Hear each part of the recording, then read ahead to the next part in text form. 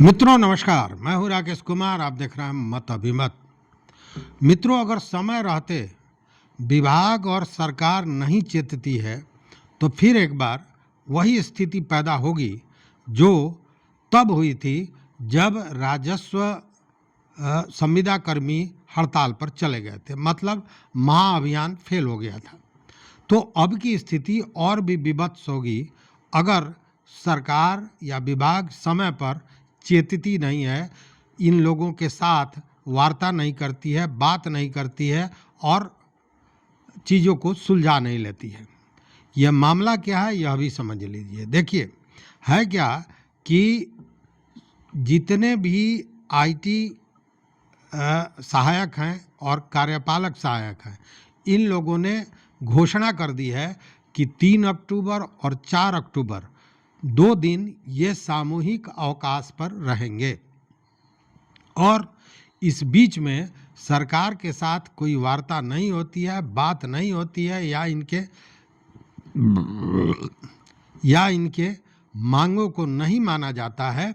उस स्थिति में यह जो आईटी सहायक हैं, कार्यपालक सहायक हैं, वह 6 अक्टूबर से अनिश्चितकालीन भूख हड़ताल पर चले जाएंगे।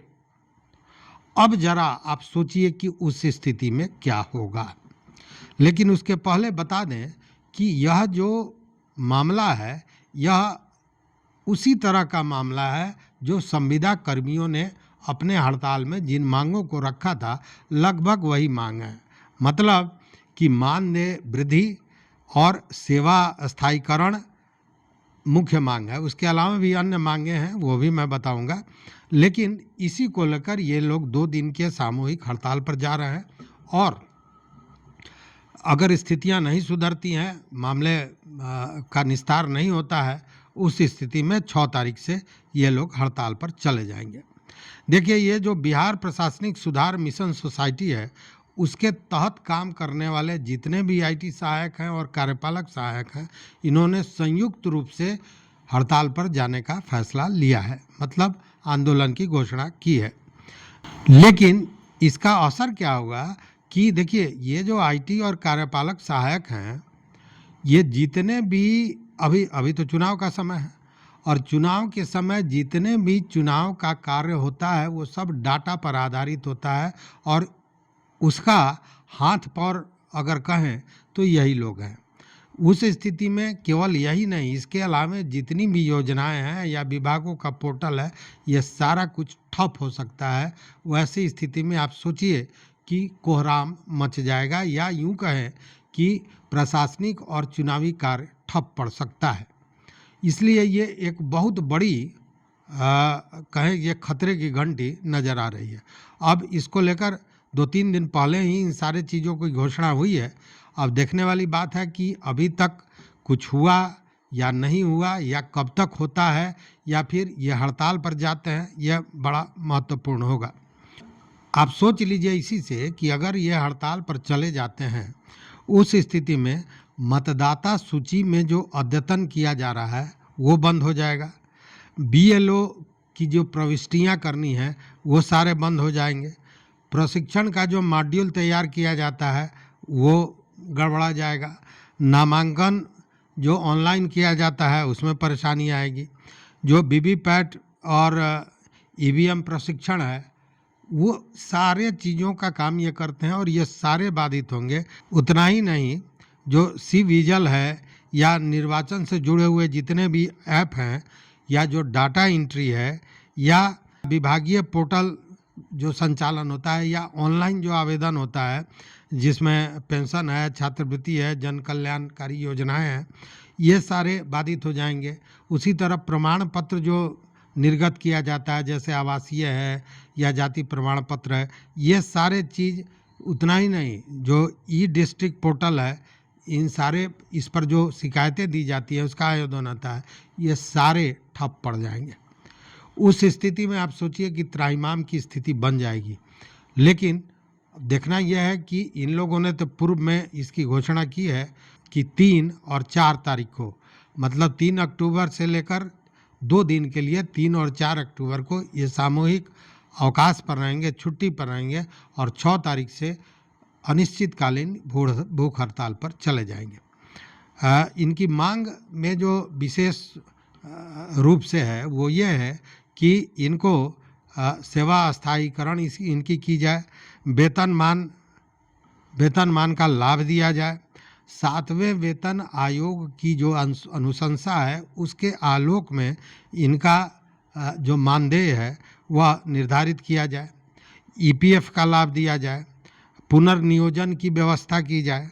उसके साथ सेवा काल में अगर मृत्यु हो जाती है उस स्थिति में परिवार को 40 लाख और अगर स्थायी अपंगता होती है उस स्थिति में 25 लाख का जो उपादान होता है उसकी मांग की गई है।